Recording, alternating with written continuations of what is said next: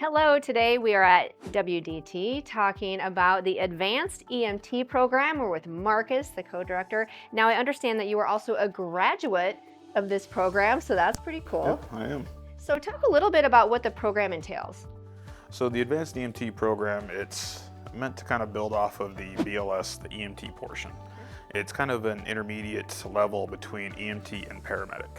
It enhances the skills of the EMT and kind of also trains and builds up people to progress into a paramedic level. So who would this program be for? Like let's say I'm already an EMT.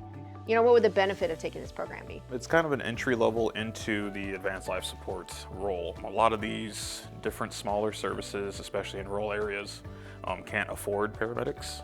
The wage and salaries are a little bit higher, but they can still get that ALS intercept or ALS response with an advanced EMT. And that'll also increase the pay rate for the EMT. So instead of getting paid your entry level EMT level, now you're getting paid a significant increase. Sure. And how long is the program? For us, it's going to be about a semester long. Oh, wow.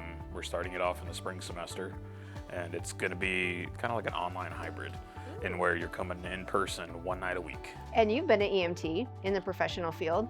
So what is it like to be teaching it now? It's pretty interesting. When I first started off, especially being a graduate from the program here myself, it's great to be on the other end of that. Now I can actually answer the questions that I had as a student, give a different perspective into the workforce, and actually help create those connections to get them into their preceptor internship sites. The real life stuff. Awesome. All right. Thank you, Marcus. All right.